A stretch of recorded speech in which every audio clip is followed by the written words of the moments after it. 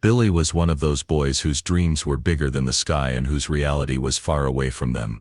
Born in a small American town, Billy was just an ordinary boy. No criminal past, no bad company. He was decent in school, good in sports, and deep inside there was a restlessness, a desire to see the world, to understand it, to live it. A boy who believed that life was nothing less than an adventure. His father was a strict but honest man. There was discipline at home, but also love. His mother scolded him for his mistakes, but there was warmth in that scolding. Who could have known that one day this boy would become a headline in newspapers? As he stepped into his teenage years, that restlessness began to grow. Reading about the world in books no longer felt enough. He wanted to see the real world, new cities, new places, new stories. During this time he met Patrick. Patrick was a writer, a man who lived in dreams. His words were filled with philosophy, art and freedom. He believed that life should be lived through feelings, not rules. Slowly Patrick became Billy's closest friend. They would sit for hours talking about traveling the world, breaking society's rules, and living stories that ordinary people would never dare to live. One day Patrick said, "Billy, the world is huge. We can't see it in books, we'll see it on the streets. We're birds of freedom." Their dreams now had wings.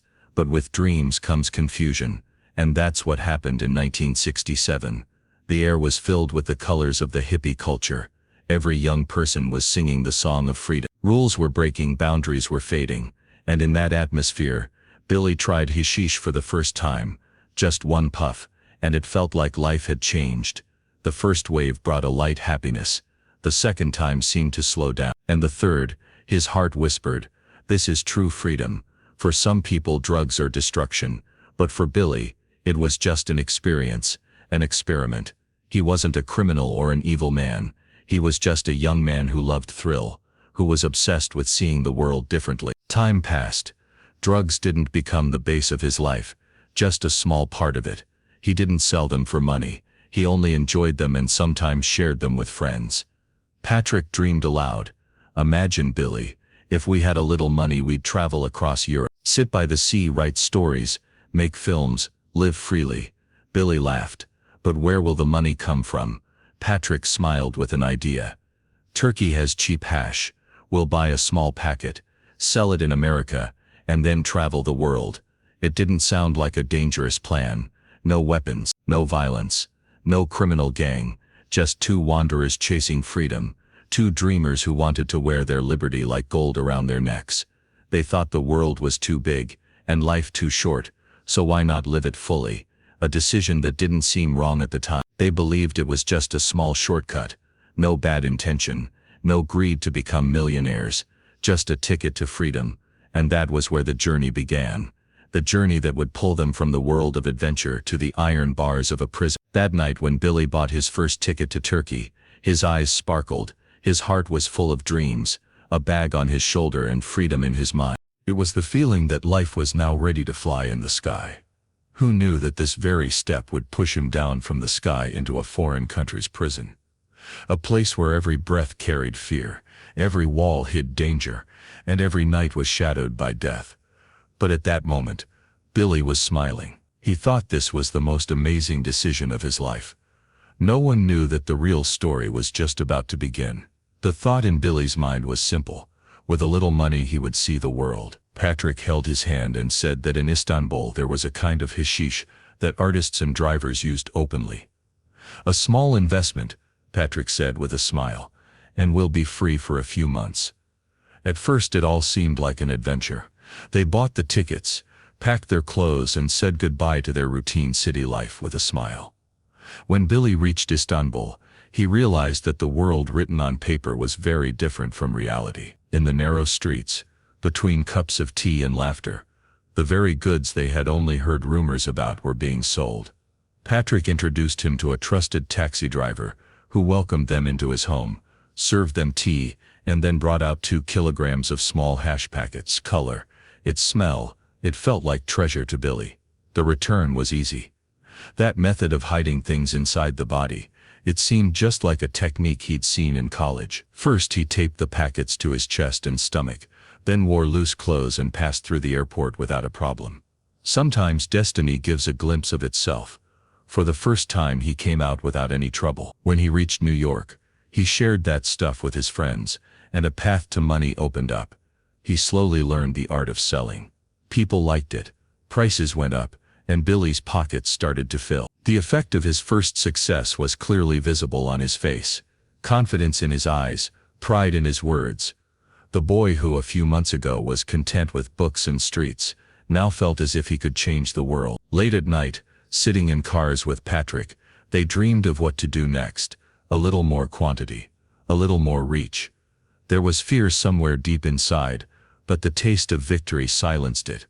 People's praise, easy money, it all felt like rewards to him. But the other side of success slowly appeared. Boundaries began to blur.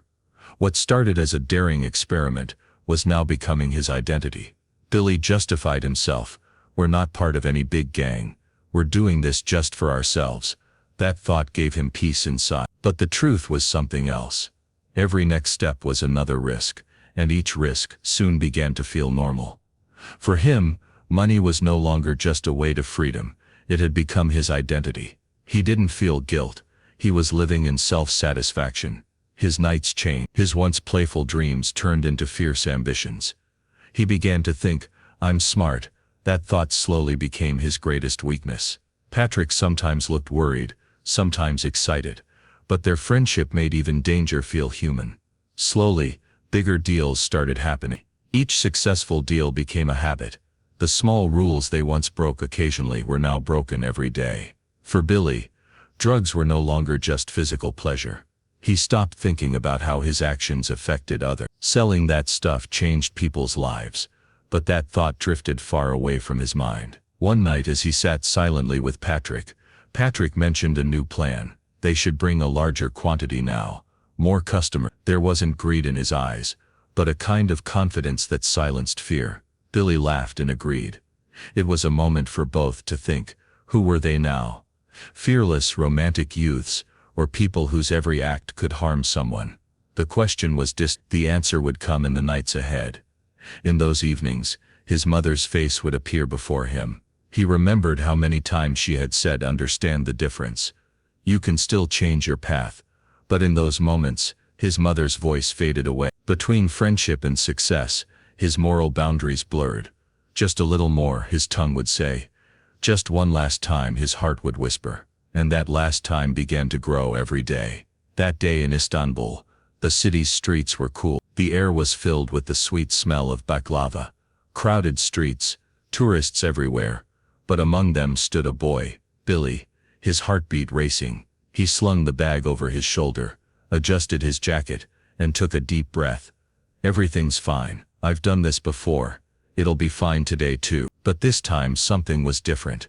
Maybe fate was standing silently behind him, smiling. Sometimes life doesn't shout, it whispers. Billy entered the airport. People were standing in line, showing their tickets. Children laughing, the sound of luggage trolleys. Everything seemed normal, as if nothing in the world would ever change. But for him, time seemed to move slowly. His palms were sweaty, his forehead damp, his shoulders slightly hunched, as if he was trying to make himself smaller. But in trying to hide, a man often ends up standing out. As he approached the security counter, his eyes scanned every face.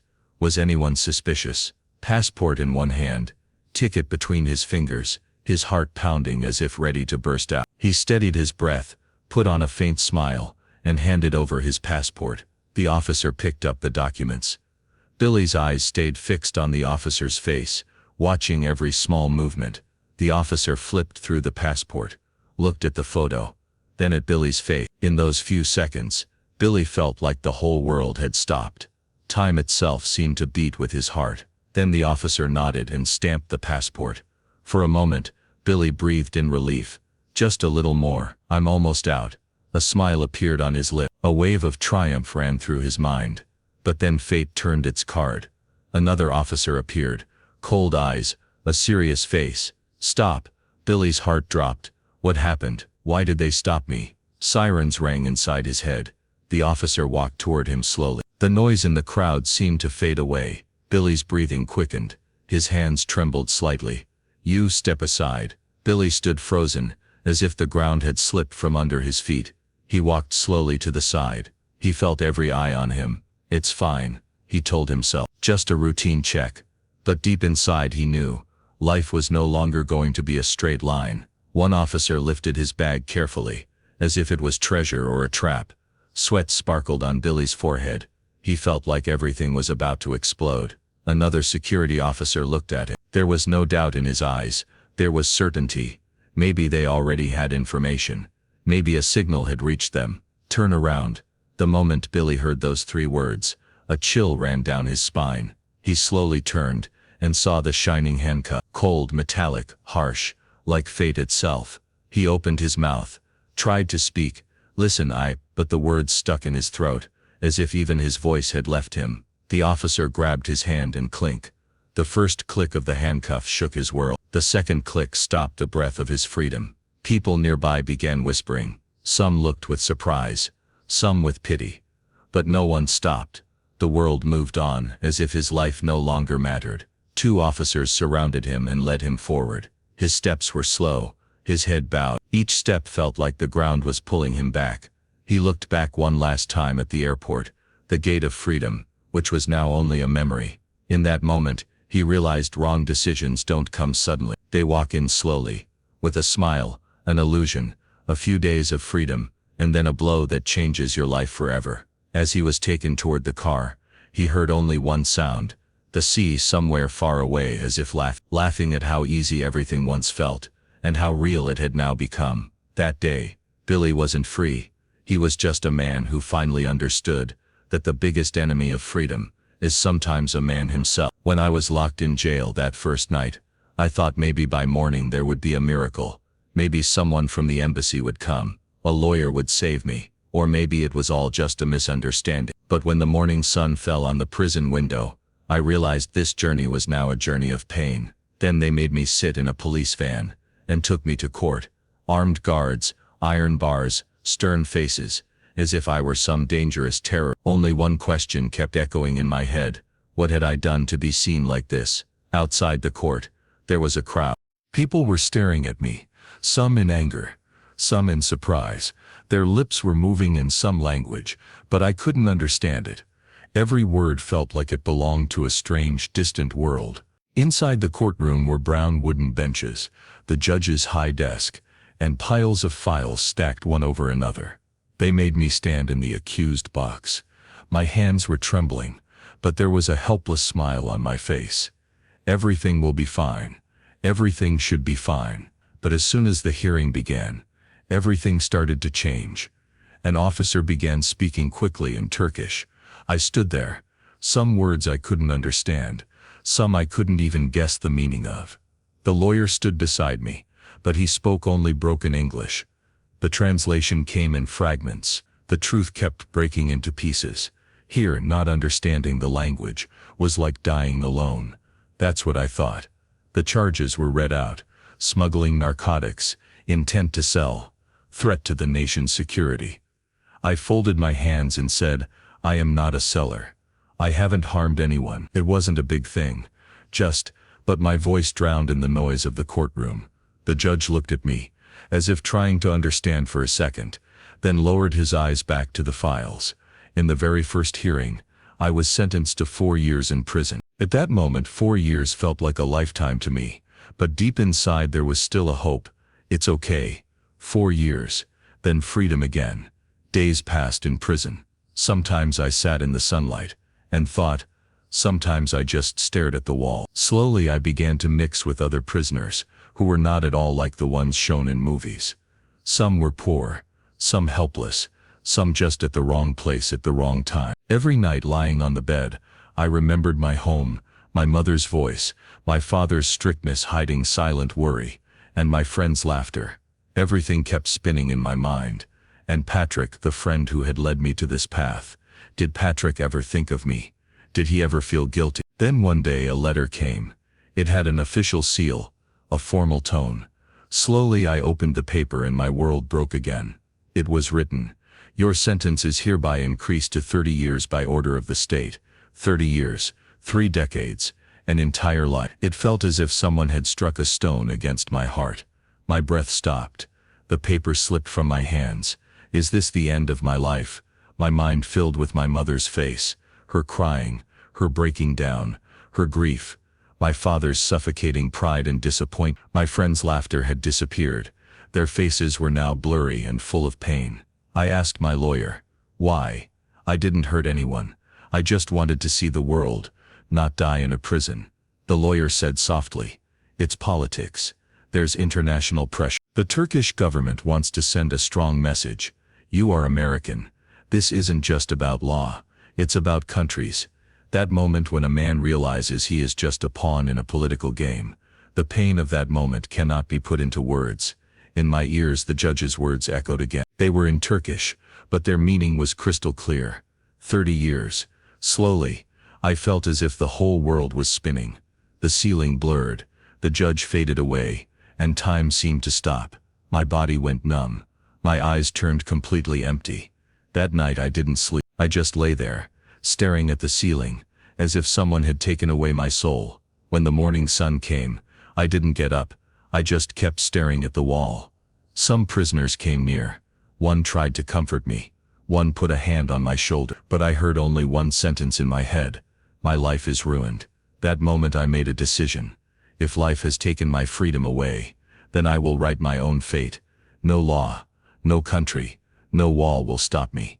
There was no despair in my eyes now, only fire. When they took me to that island prison, the first thing I heard while getting off the boat was the sound of the sea, calm, but cold as stone.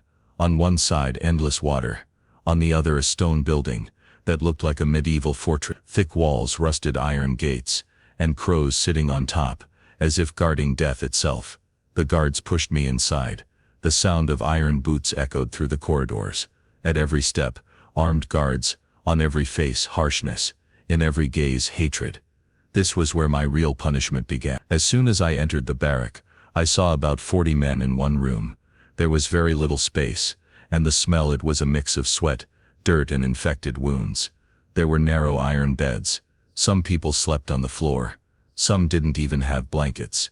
They threw an old mattress at me. I went to a corner and sat quietly. Around me were different faces, some with cold eyes, some lost in pain, and some who looked like they were only waiting for an opportunity. That first night, I couldn't sleep at all. Even in the dark, I heard screams, whispers, and sometimes the sound of someone being beaten. In this prison, nights didn't pass in sleep. They passed with open eyes. Early the next morning, a loud scream echoed. Line, line. All the prisoners got up. We stood in lines, feet stomping into our worn shoes. The guards looked at each one of us as they took attendance. Whoever was even a little slow, a stick lashed across his back. Standing in the crowd, I realized here, people aren't counted as humans. They're just counted as numbers. All day there was work, rough words and humiliation. If anyone spoke wrongly, they were punished. If anyone stayed silent, they were suspected.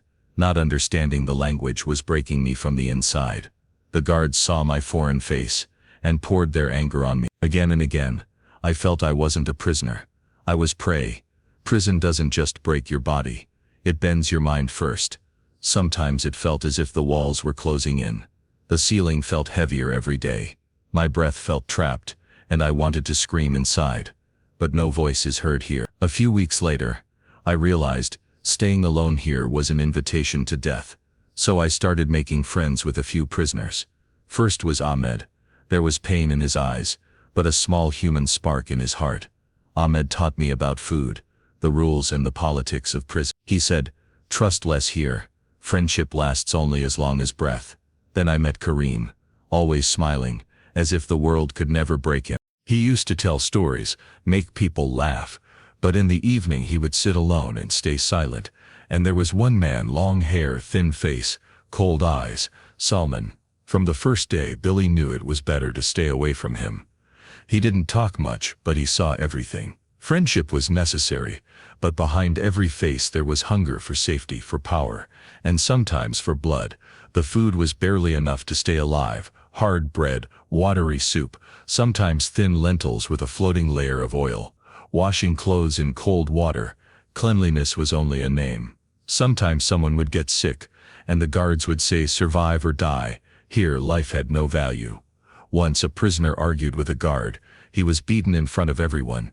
Kicks, sticks, punches, blood spilled on the floor, and everyone stood silently. That day Billy understood the biggest rule of prison. Don't see anything. Don't hear anything. And whoever looked weak became the prey. One day 2 prisoners fought, with a small razor blade that somehow got inside. There was blood, screams, and then silence. Guards came, dragged them both away. Only one came back. Every night Billy's mind ate him alive. A mountain of fear sat inside him. Sometimes tears came into his eyes, but they didn't fall, as if they had frozen inside. He thought, how did I end up here? Why did I think life would be easier? Am I really finished? These questions swallowed his sleep, his hope, and his laughter. Months passed, days turned into nights, and nights drowned in silence. Billy saw himself changing. The innocent eyes behind glasses were now sharp and alert. Every step was measured. Every word was weighed. Every friendship carried suspicion. His heart was becoming harder. The fear was still there, but over it had grown a new layer: rebellion. One night Ahmed came to him and said, "Every prisoner here is divided into 2, those who break and those who never stop dreaming of escape." Billy stayed silent, but something woke inside him. He began to think, if life has caged him within walls, then he would find a way to break those walls. Now, along with fear, another thing had joined his eyes: determination. For him, this prison was not just a stone building. It was a furnace where innocence melted, and a man either became a monster or a fighter. And Billy, he was not breaking.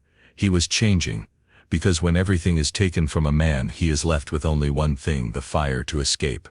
And that fire had started burning in his heart. The sea, the guards, the walls, they were no longer obstacles but steps toward his goal. Now the story stood at that point where hope and madness walked the same path. The nights were growing longer and darker. Under the dim light of the old bulbs hanging from the ward's walls, people didn't talk much. Eyes stayed down and laughter had disappeared. People's looks toward Billy had changed. No longer sympathy, not even open fear, just dislike and a strange kind of calculation. He did what every prisoner learns first: never open your heart to anyone. More dangerous than security rules here was trust. One small word, one smile, or a few shared sentences could change everything. Still, a plan was impossible without partners, so he began to talk secretly. Small signals, whispers in the dark of night, a few words left in corners during meals. Ahmed proved to be a blessing. There was still some human kindness in his eyes, and he understood the politics of the prison. Kareem too slowly began to trust him. At first some jokes, then serious talks, and finally useful information. When the guards' night routine changed, which days the supply people came, which boat was missing a part, these details were as essential as air for Billy. He even recalled a map Patrick had once shown him. The paths he had studied in his mind for so long now started to make sense. Late at night, they would meet through small gestures, sometimes pretending not to see each other, sometimes passing signs through silence. Billy learned that the entire plan would have to be built in the language of silence. A loud sound could destroy everything. They all knew anyone's trust could flip in a moment, so Billy buried every story inside himself and worked only through logic and details. Which walls were weak? At what point did the spotlight tower's range drop? On which day did the supply boat dock longer at the shore? Each piece of information became a milestone. The biggest risk was where he had to act insane. And it wasn't just an act, it was a complete surrender of himself. He understood that if he could get transferred to the psychiatric hospital, the security there would be looser. It was dangerous but not impossible. He slowly began to understand the doctor's language. He learned how psychological tests worked, and what questions they asked during board meeting. He needed to balance, to act normal during the day and scream suddenly at night, just enough that the doctors would believe him, but not so much that they'd doubt. In the beginning his act was extreme, laughing for no reason, suddenly crying, getting angry at unsolved questions. Slowly he mixed a strange kind of truth into his acting, the truth of what was being lost here. He realized that when you show true weakness, people react differently. That reaction could become a link in his escape chain. Many times he felt himself getting lost in this game. He would decide to stop, but every night he repeated the same impulses again. This game was eating him from inside, but there were no other options. After one board meeting, when the doctors shared some notes, one morning he was told that his case could be sent for observation to the psychiatric ward. That moment felt like a celebration, but inside him there was also a frozen silence, the kind that comes before making a life-changing decision. The people who once supported him began to distance themselves, and some faces he trusted started to look at him with suspicion. Trust no one, he told himself. You need only one chance. The world of the psychiatric ward turned out to be even more different. There were screams, uncontrolled movements, and the smell of medicine, but security was looser. People worked there, and surveillance was limited. There, Billy began small experiment. He read doctors' notes, and repeated some of their observations in his behavior.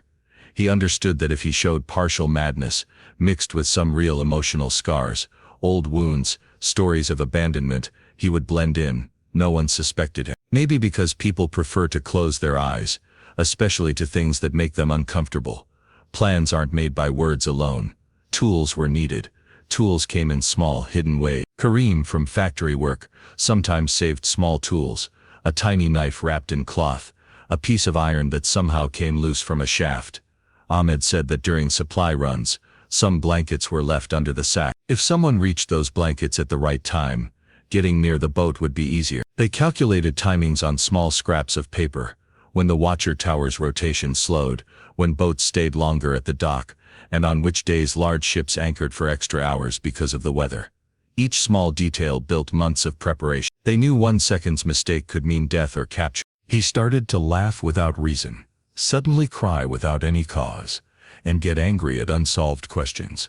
Slowly he mixed a strange kind of truth into his acting. The truth of what was being lost here. He realized that when someone shows real weakness, people react differently. That reaction could become a link in his survival chain. Many times he felt himself getting lost in this game. He decided that he would stop now, but as night came, he repeated the same impulses again.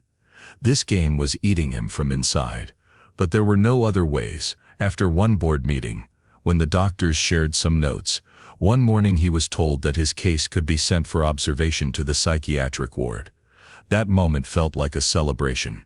But inside him there was also an icy silence, the kind that comes before taking a big decision. The people who once behaved warmly with him started to go away one by one, and some faces he once trusted began to look at him with suspicion. Don't trust anyone, he told himself. You need only one chance. The world of the psychiatric ward turned out to be even more different. There were screams, uncontrolled movements, and the smell of medicine. But security was also loose. Here people worked and surveillance was limited. Billy began small experiments there. He read the doctor's notes. He repeated some of their observations in his own behavior. He understood that if he showed a limited amount of madness, but kept some real emotional signs, old wounds, stories of an abandoned childhood, then he would become part of that place. No one suspected him, maybe because people often prefer to close their eyes, especially to the things that make them uncomfortable.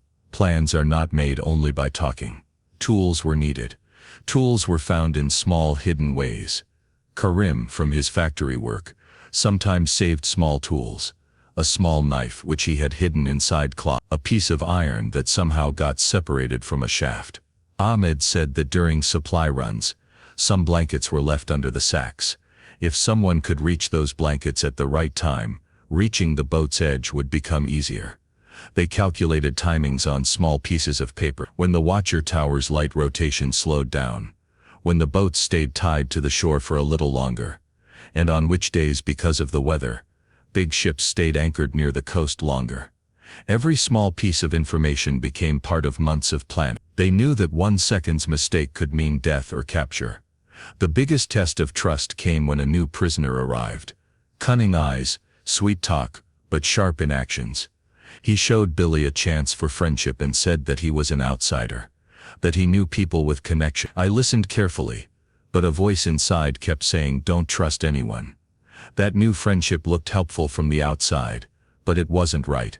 After a few days, I saw that same man often going to the guards and talking to them. The layer of suspicion deepened. I felt that here every relationship could take the shape of a deal. Sometimes a companion, sometimes the governor's man. I distanced myself from that new man, and increased small precautions. Hiding notes, changing signals and assigning responsibilities according to time. I decided that I would never trust anyone completely. Here, trust would be partial, tools would be limited, and every step would be taken with full thought. Fear ran through my veins, and hope beat inside my heart. Both lived together within me. And whenever I looked at the shore from under a blanket in the darkness of the night, I knew that going back would never be easy again. I kept reminding myself, first, save yourself. No relationship except work matters. This thought pushed me forward with a cold determination. And I told my companions the same thing again and again. Don't trust, but stay together. Lie, but stay true when it's needed. Slowly everything was set into one form. Dates were chosen. Signals were fixed. In the dark lips of the night, everyone knew their part. Someone would cut the rope. Someone would help reach the boat. Someone would distract the guards. But inside everyone's heart, one question always stayed buried. Who would betray? I had decided that even if betrayal came, it would be the last one and I would settle it first. That night when the whole island seemed to stop breathing, drops of sea salt floated in the air and from far away came the crashing sound of waves. Slow and deep like a warning. Clouds covered the sky, the moon was half hidden, and the wind was cold, sharp and strong. This was not an ordinary night. This was the night awaited by months, weeks, days and countless restless sleeps. I was lying on my bed, eyes closed but my mind burning. Every breath carried doubt, every heartbeat hid fear. And one thought kept circling in my mind. If I miss today, I'll never get another chance. In the barrack, other prisoners were either truly sleeping or pretending to sleep. In this place, sleep is never completely real. One eye is always half open, and half the mind stays alert. You never know what can happen. Karim gently moved his foot, the same signal we had planned. Then Apid coughed very softly. That was the second sign. Now it was my turn. I removed the blanket from my head. The cold air cut across my face, but tonight I was not afraid of it. Billy slowly put his hand under the mattress and took out the small factory knife that Karim had earned after months of effort. A sharp piece of metal, small but deadly. To hide it he had sewn it inside cloth, then into the mattress. Tonight it was needed, to cut the rope, to open the door of freedom. Even the small sound of the knife moving felt like the whole building shook. Karim's hand suddenly touched his shoulder. Stop, footsteps outside. For a moment it felt like the guard would come inside. Billy's breathing quickened. His heart beat so fast that he thought the sound could be heard outside. But the footsteps passed by. Silence returned. A few more moments, a few more cuts, and with one deep breath, the mesh shook. It opened. Freedom had its first crack. Billy gently moved the mesh aside. The air from outside touched their faces. This air wasn't of fear, it was of hope. It was a little high down below, but it wasn't the time to be scared. One by one all three went down. Hands pressed against the walls, feet stepped on unseen stone. Every step felt like something was pulling them down. Where are you going? Come back. The smell of earth and salt grew stronger. Now they were on the open ground of the island. In front of them the water was black, deep, endless, and boats. Just a few ropes tied at the dock's edge. The ropes swayed with the wind like something breathing. They only had the knife and an old piece of rope. No weapon, no backup. One mistake meant death. One sound meant bullets. 1 second meant freedom or darkness. Now the most important part was to untie the boat without making a sound. Billy held the knife to the rope. His hands trembled. Apid held his hand. A sign to stay calm. Karim kept watch. The rope was thick, soaked in salt water, old but strong. Every stroke of the knife felt like playing with death. The wind suddenly picked up speed. The guard tower's light moved over the water. If that light fell on them, everything would be over. Suddenly the last strand of the rope snapped, and the boat began to drift quietly. Ripples spread across the water. All three jumped into the boat and pressed their bodies down. The wind howled. The waves made a faint noise. For one moment, the tower's light came near them. All three held their breath. The boat's wood creaked lightly. Billy bit his lip. The light moved ahead. But in that darkness, in that silence, between fear and hope, Billy felt for the first time what freedom truly is. Dangerous, painful, but real. And the night opened before them, unknown, but theirs. That night, Not a prisoner escaped, but a man became free. And in this journey, either he would find himself or the sea would swallow him forever. After a black night, the color of morning always seems brighter. When that small, shaking, salt-soaked boat first saw the coast of Greece, the storm inside Billy calmed for a moment. The sun was rising, golden, peaceful, as if saying that the demons of the night were gone. But Billy knew freedom only appears from the shore. To truly have it takes time. The boat touched land. All three got down. Their legs trembled, clothes soaked, lips cut by salt, no strength left. But in their hearts, a spark remained. We made it. Kareem looked at the sky. Tears and laughter mixed strangely in his eyes. Ahmed was silent. Maybe he was touching his homeland for the last time, because he knew he would not go beyond this. Billy, he took soil in his hand, held it tightly in his fist. He felt, this land is free, and so am I. But freedom meant that hiding now was even more necessary. The day passed. Like months of hunger, his stomach burned with exhaustion, fear, and one goal: America, home. Kareem and Ahmed disappeared in their own paths. No goodbye, no promise. In this kind of freedom, friendship doesn't stay, only memories. Billy walked toward the city. He hid in a small hotel, got a haircut, wore new clothes, and tried to wipe the fear off his face. He got a fake passport. For a heavy amount of money, the paper came into his hand. His heart trembled again. Now the most dangerous part of the game was about to begin. The airport, lights at the gate, and counters, people laughing and talking, and in between them, a man on the run trying to look normal. The line was moving forward. Every step made his heart beat faster. The passport was damp with sweat. His fingers trembled slightly. Everything is fine, he told himself.